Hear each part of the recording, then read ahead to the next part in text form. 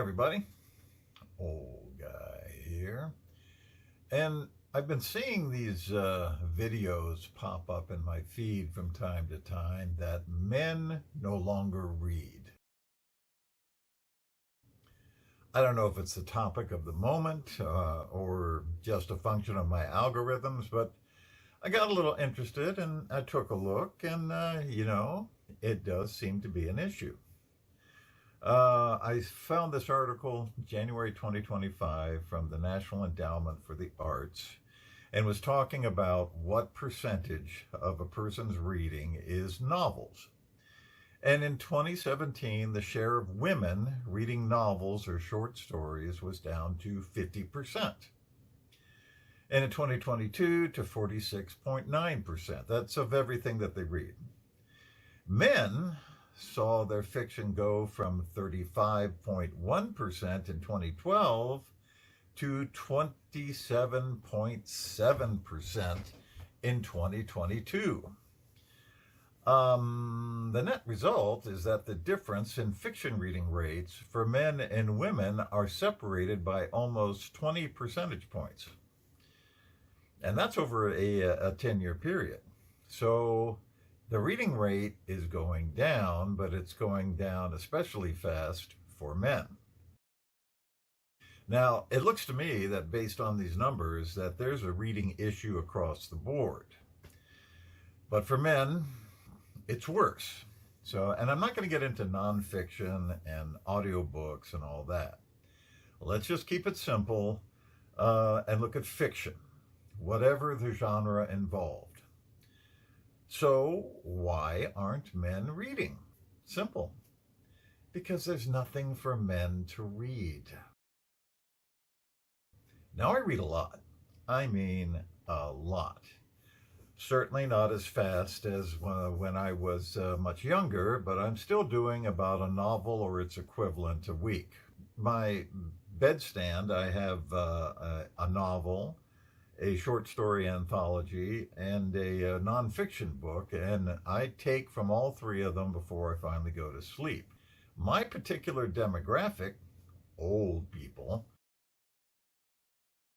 are the most prolific readers. I found this thing on a site called expertbeacon.com, and it shows that 18 to 24-year-olds read 65% in digital, ebooks and things like that, and they read about 9 novels a year.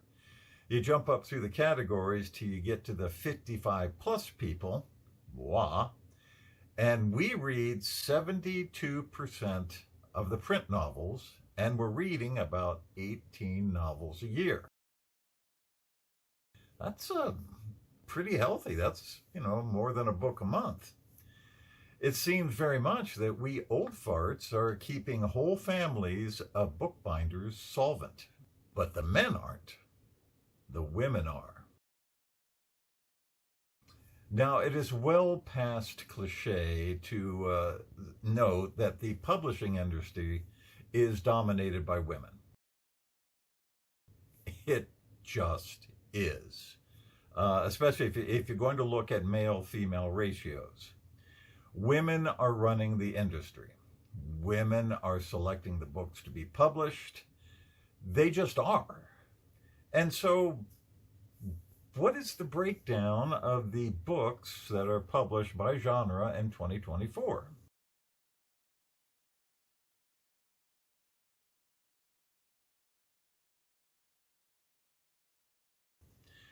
Well, romance was 32% of all the books published. American publishing, of course. Mystery thriller was 27%. How about literary, the real deep thinking type of fiction? 18%. And for science fiction and fantasy and space combat and all that stuff that gets us men revving, 15% of the books published. So we're big on romance, and we're big on mysteries and thrillers. I don't read romance. Not a lot of men do. I don't have a problem with romance. And I occasionally will pick up a good novel that I guess is classified as romance, but I'm strongly suspecting that there is a difference between my definition of it and the one that the publishing industry is using. A lot of the ones that they designate, I think more are suspense or even thrillers. At least the ones I've read, like Colleen Hoover's Verity. So is it just a problem of genre definition? No, it's a problem of interest.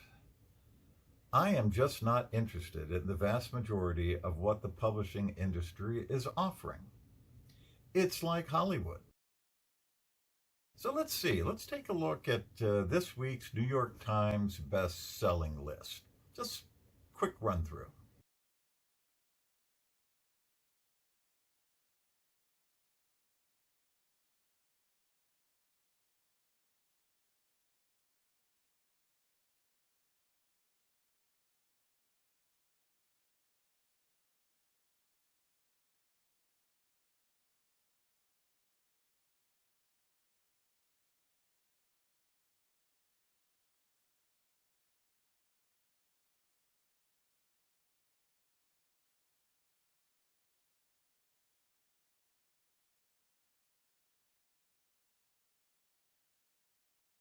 So what do we have? We have continuations of series, whether fantasy or otherwise, none of which I've even started. We have lots of women confronting various issues, and we have family secrets. Pretty much the same stuff that's been published for the last 10 years or so. Now, out of that New York Times list, there's only one that really catches my interest, and that's the Stephen Jones one, the Buffalo Hunter, Buffalo thing. And The Nightingale. I've heard a lot of good things about that, but I haven't read it yet. But none of the rest of them stir any urge in me to pick them up and read them. Because, based on their descriptions, it looks very much like the publishing industry is more interested in teaching me a lesson than telling me a story. You know, women are as strong and capable as men, and men are oppressors unless they're gay or essentially women with male genitalia. And you know, if I want to be preached at, I'll go to church. So it's not that men don't read.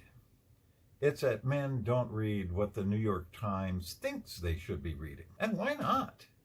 Women have just as valid a story to tell as any man does, and their voices have been silent for too long, and they have important things to say. Boy, do I know that. I mean, I've been married for over 50 years now.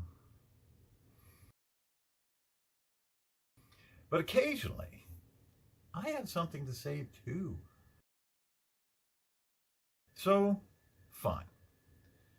Publishing industry, keep publishing the same books, telling the same story to the same people.